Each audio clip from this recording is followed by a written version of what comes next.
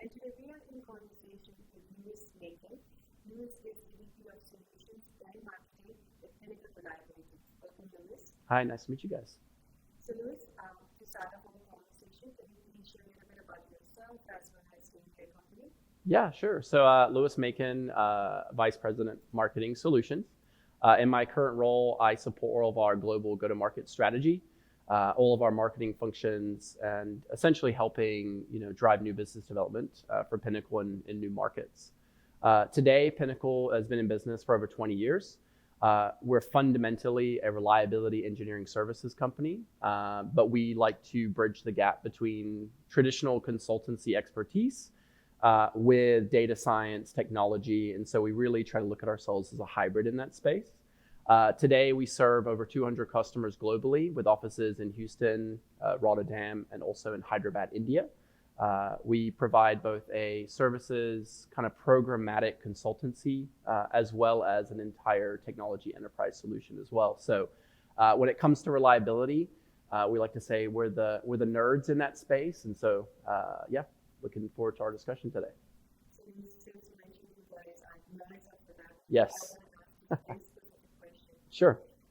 How do you leverage the probability and consequences failure data Mm-hmm. to help drive action when it comes to asset management and data management? Yeah, so it's an interesting thing if you think about kind of mechanical integrity and reliability. If you kind of actually go back in time to kind of the 1980s, a lot of the work that our industrial customers were kind of leaning on was very reactive. Then you kind of went through a phase where it was very much time-based. And so in the 90s and 2000s, that kind of propagated a lot of like risk-based approaches. So that's kind of where risk-based inspection came to be, RCM, a lot of those foundational elements.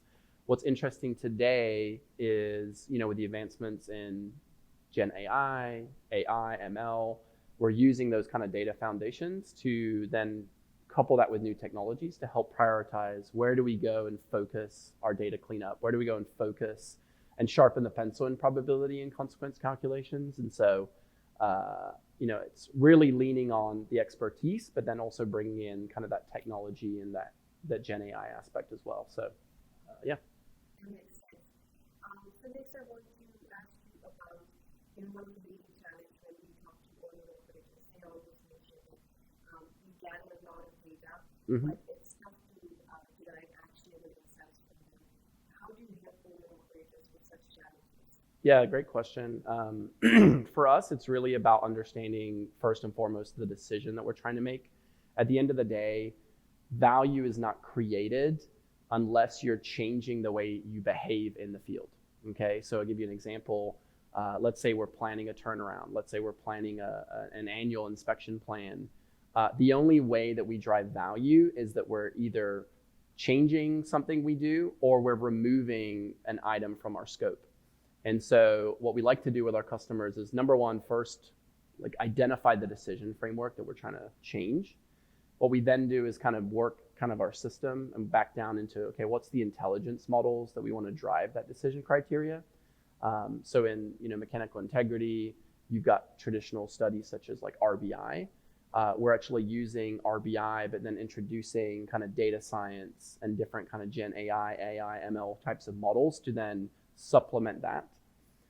As you guys well know, none of those work though without a very consistent and repeatable data structure and then data collection pipeline. And so it's really helping our customers understand what's the decision you're trying to make, what's the intelligence models that we think are best suited to drive that decision, and then what's the data foundation, the data collection pipeline, and also the data organization layer that feeds that. And so we try to help them scale that and understand the sustainability around that.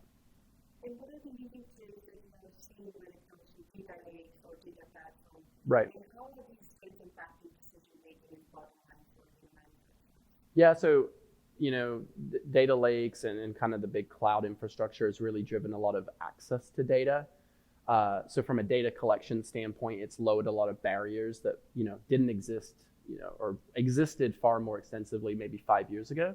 Today, those barriers are gone. The challenge though now is not accessing data, it's putting data in context. It's understanding, again, back to that model, okay, I have data, but in what relationship and what model and what decision am I using that for? And so a lot of the value cases that we focus on right now is actually taking a field first kind of mentality.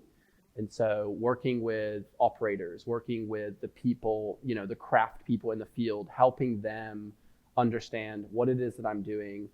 Is this action going to change, performance of my facility? And then basically going back from there, back to the office and, ensuring that at the end of the day, we're changing behaviors in the field first and foremost. So that's our focus. Absolutely, that makes sense.